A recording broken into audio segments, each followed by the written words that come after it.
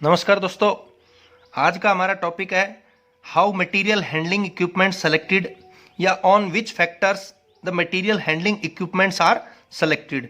किन फैक्टर्स के अकॉर्डिंग, किन थिंग्स के बेसिस पे हम लोग मटेरियल के जो हैंडलिंग करते हैं, जो एक प्लेस से दूसरे प्लेस पे सामान को लेके जाते हैं, रखते हैं, तो वो जो मटेरियल हैंडलिंग इक्विपमेंट्स हैं उनको किन बेसिस पे हम लोग सिलेक्शन करेंगे।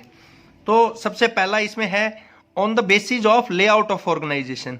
जो ऑर्गेनाइजेशन का लेआउट है, लेआउट से मीनिंग यहाँ पे जैसे मैंने सिंपल छोटे से फिगर बनाए हुए हैं कि लेआउट हमारा यहाँ पे प्रोडक्ट लेआउट है, तो प्रोडक्ट लेआउट में कंटिन्यूसली मास प्रोडक्शन होना है, तो उसके बेसिस पे हम लोग मटेरियल हैंडलिंग इक्विपमेंट इस तरह के सेलेक्ट करें ताकि क्विक टाइम में वो सामान पहुँचाया जा सके, क्विक टाइम में रॉ मटेरियल को पहुंचाया जा सके। आफ्टर फिनिशिंग वो स्टॉकिंग नहीं होने देनी है, क्विक टाइम में उसको उठाएं और जो भी वहाँ पे हमने ट्रांसपोर्टेशन के लिए व्हीकल लगाए उसमें क्विक टाइम में रखें। तो इस तरह के हम लोग मटेरियल हैंडलिंग इक्विपमेंट्स यूज़ करेंगे।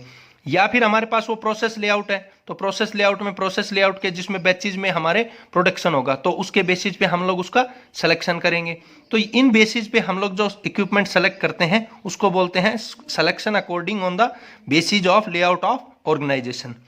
दूसरा जो पॉइंट है on the basis of cost factor. Cost का फैक्टर भी बहुत इंपॉर्टेंट है।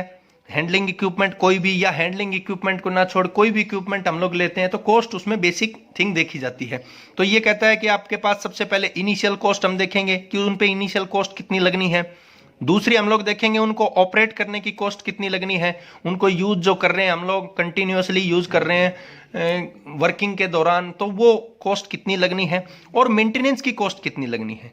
मेंटेन उसको, जैसे मान लो कहीं कभी उसको मेंटेनेंस की जरूरत पड़ी तो उस मेंटेनेंस पे कितना खर्चा आएगा, तो वो सभी चीजें हम लोग इंक्लूड करेंगे कॉस्ट फैक्टर के अंदर। तो ये भी बहुत कॉस्ट फैक्टर और जो लेआउट है ये बहुत ही ज्यादा इंपैक्ट डालते हैं।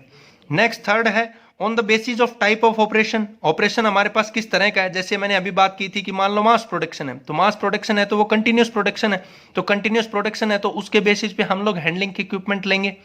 या फिर बैच में है, दूसरा मान लो पॉइंट यहाँ पे लिखे तो कि बैच अकॉर्डिंग टू बैच, तो बैचेज में हमारे पास प्रोसेस है, या कोई फिक्स्ड लेआउट की बात कर रहे हैं तो वो इस तरह का हमारे पास वो टाइप ऑफ, तो जैसा टाइप ऑफ ऑपरेशन होगा उसके बेसिस पे हम लोग इसको सेलेक्ट कर लेंगे। नेक्स्ट जो थर्ड पॉइंट है वो on the basis of engineering factors.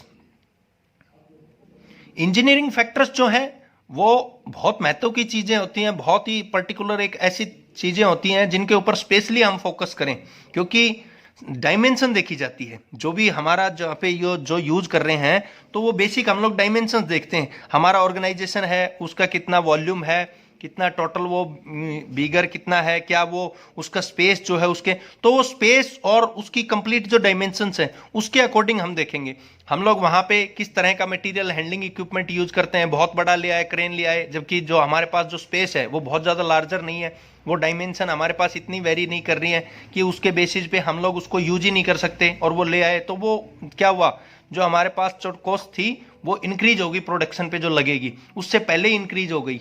तो इस तरह के फैक्टर से हमें बचना पड़ेगा। तो इसलिए हमेशा डायमेंशन चेक करके और जो स्पेस है उस स्पेस के अकॉर्डिंग हम लोग मटेरियल हैंडलिंग इक्विपमेंट का यूज करें। एक कंडीशन के अकॉर्डिंग, कुछ कंडीशन ऐसी होती है जिसमें मटेरियल हैंडलिंग इक्विपमेंट्स हैं उसको सर्टेन कोई टेम्परेचर चाहिए, कोई सर्टेन इस तरह की एनवायरनमेंट चाहिए जिसमें वो ढंग से ऑपरेट हो सकते हैं, अच्छे से ऑपरेट हो सकते हैं। तो कंडीशन को देखकर हम लोग उसको जो है सेलेक्ट करेंगे, उसका सिलेक्शन करेंगे। एक स्ट्रेंथ के बेसिस पे, स्ट्रेंथ के बेसिस से मीनिंग है कि हमारे वहाँ पे लोड की कैपेबिलिटी 50 टन है तो 50 टन के अकॉर्डिंग हम लोग लेंगे।